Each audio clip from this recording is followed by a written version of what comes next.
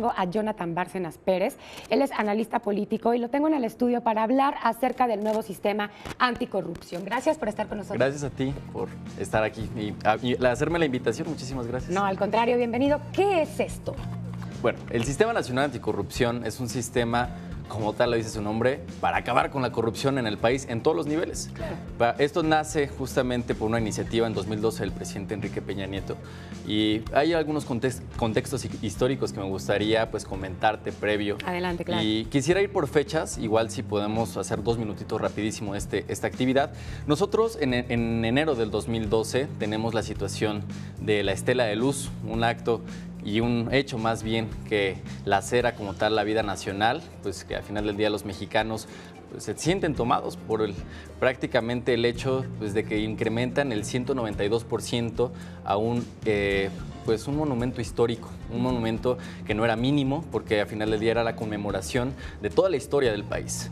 A partir de esto, el presidente Enrique Peña Nieto hace, dentro de su paquete de iniciativas, al tomar justamente posición como presidente, pues una iniciativa, él le llamó la Ley Federal Anticorrupción. Era una propuesta que manda como tal al Congreso de la Unión, principalmente Cámara de Senadores, y yo lo tomo en esta postura como un hecho de rescate a lo que él se había enfrentado en las elecciones, porque al final del día pues, la gente también estaba en descontento en ese momento con la toma de protesta de Enrique Peña Nieto.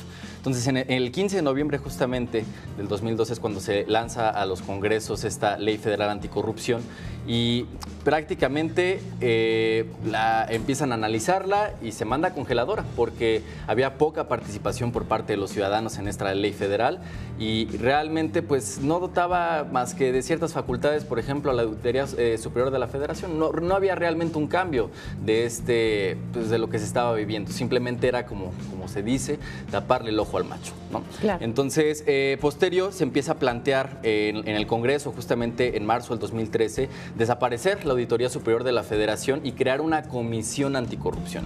Esta comisión anticorrupción, pues los senadores y diputados empezaron a ponerse nerviosos porque realmente lo que se estaba planteando ahí era una cacería de brujas. ¿Cuál era el principal motivo? Pues empezar a analizar las cuentas públicas de los funcionarios y pues ver de dónde estaba saliendo el dinero, que realmente pues era preocupante para todos, ¿no? Porque realmente pues no era algo, sinceramente, que le gustara a ellos. Entonces se empieza a plantear la posibilidad de que la sociedad civil formara parte de la integración de esta nueva ley del Sistema Nacional Anticorrupción y empieza justamente en julio del 2013 la aportación por parte de expertos en la materia.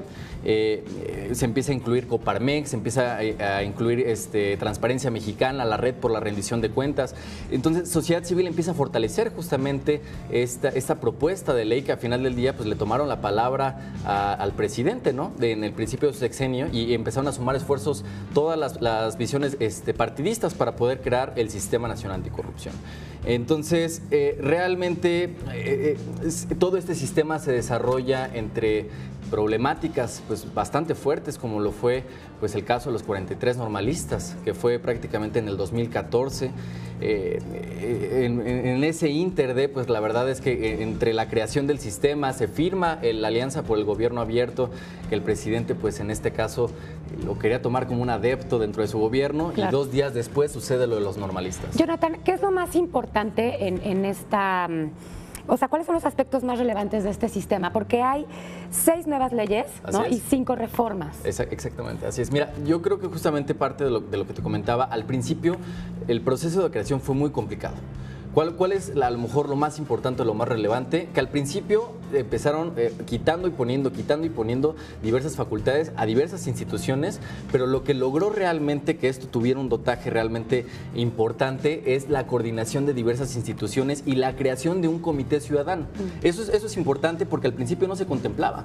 Al principio la ciudadanía no iba a estar dentro, quien tomaba las decisiones prácticamente eran las instituciones. Entonces se crea justamente un comité ciudadano, es el Comité de Participación Ciudadana, y empiezan a dotar justamente a través de un endamiaje.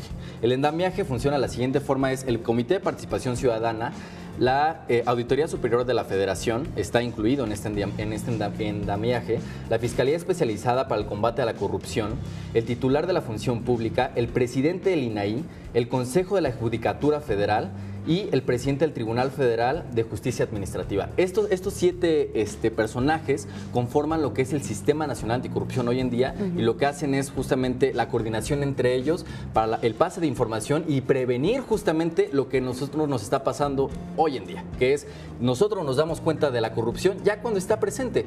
Lo que se busca con este Sistema Nacional Anticorrupción es la prevención como tal de la corrupción. Y hay un punto importante que quisiera tocar. El Código Penal anteriormente no contemplaba la palabra corrupción más que en uno de sus artículos, y no tenía absolutamente nada que ver con funciones públicas. Y ahora lo contempla. Hoy lo contempla. Pues muchísimas gracias, Jonathan, por estar con nosotros.